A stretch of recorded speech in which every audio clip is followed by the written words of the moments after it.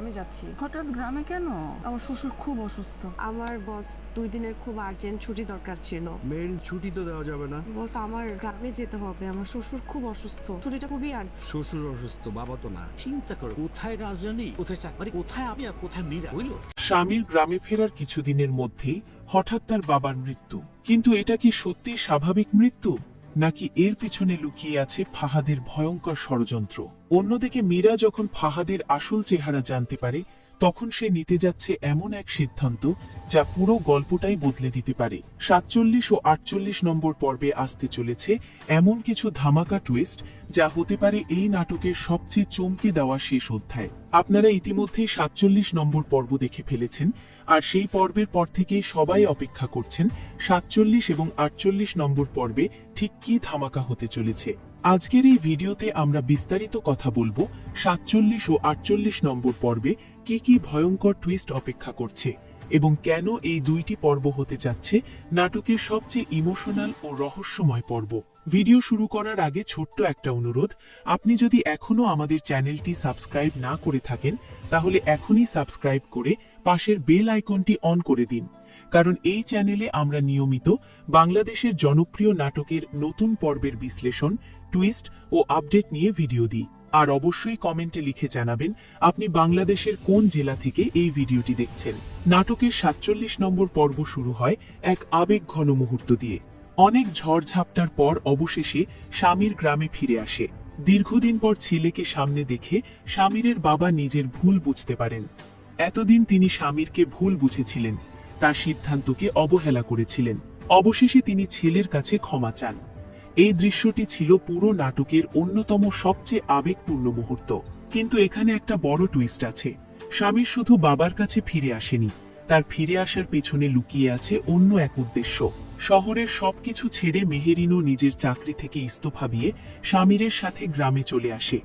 গ্রামে এসে স্বামীর যেন শান্ত, স্বাভাবিক জীবন কাটাতে চাইছে, কিন্তু মাঝে মাঝে তার আচরণ দেখে বোঝা যায় সে ভিতরে ভিতরে কোনো বড় পরিকল্পনা করছে।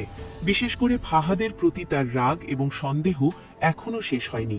47 নম্বর পর্বের শেষ দিকে মনে হয় স্বামীর ও মেহেরিনের জীবনে আবার শান্তি ফিরে এসেছে, কিন্তু ঠিক তখনই দর্শকদের মনে একটা প্রশ্ন জাগে, স্বামীরের আসল উদ্দেশ্য কি?